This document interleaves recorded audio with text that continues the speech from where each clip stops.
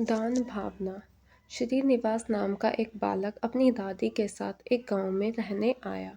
वे दोनों गांव के साहूकार के पास पहुंचे। साहूकार अपनी तोंद फुलाए कुर्सी पर बैठा था। दादी और पोते ने साहूकार को प्रणाम किया। दादी ने उससे कहा, मालिक, हम दूसरे गांव से आए हैं, अब यहीं रहना चाहते हैं। आप हमें सिर छिपाने की जगह दें, बदले में हम आपके घर में काम कर देंगे। साहूकार ने मन में सोचा, बिना दाम के 2 मजदूर मिल रहे हैं, इन्हें क्यों छोड़ा जाए। वह मान गया। उसने घर के पिछवाड़े उन्हें रहने की जगह दे दी। दादी ने पूछा, साहूकार जी, इसका किराया क्या लगेगा। साहूकार ने झट से बताया, मेरे घर में 4 भैंसें, 3 बैल और 4 गायें हैं। उन सबको चराना होगा, उनके गोबर को पाथ कर उपले बनाने होंगे और उपले बेचकर उनके पैसे मुझे देने होंगे। वही उसका किराया होगा। दादी और पोते ने साहूकार की शर्त मान ली। उसी दिन से दादी तो साहूकार के घर का काम करने लगी और पोते ने गांव में ही कोई काम ढूंढ लिया। उनका जीवन चलने लगा। एक दिन की बात है, साहूकार के दरवाजे पर फटेहाल एक भिखारी आ गया। साहूकार ऊंची आवाज में बोला, चलो चलो, आगे बढ़ो, मेरे पास कुछ नहीं है। वह भिखारी घूमकर पिछवाड़े की ओर आ गया। दादी को उस पर दया आ गई। घर में जो खाना बना हुआ रखा था वह उसने भिखारी को दे दिया। विदा होने से पहले भिखारी दादी की हथेली पर एक दमड़ी रखते हुए बोला, माँ, तुम इससे अपने पोते के लिए मुरमुरे खरीद लेना। दादी ने उस दमड़ी को अपनी संदूकूची में रख दिया। वह सोच में थी कि आज अपने पोते को क्या खिलाएगी।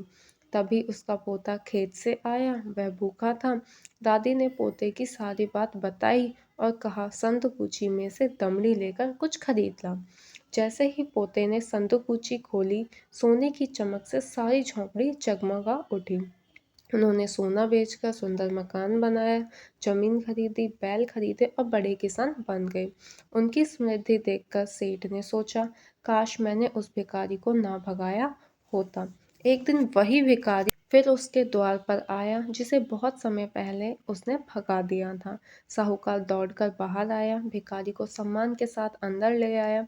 इसके बाद थाली में 56 व्यंजन सजाकर उसके सामने ले आया। मुस्कुराते हुए भिखारी ने छककर भोजन किया। जाते हुए वह साहूकार को भी एक दमड़ी दे गया। दमड़ी हाथ में आते ही साहूकार की खुशी का ठिकाना ना रहा। उसने दमड़ी को बड़े जतन से अपनी तिजोरी में रखकर ताला लगा दिया।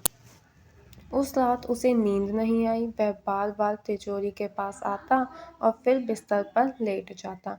इस तरह पूरी रात घूमते हुए बीती।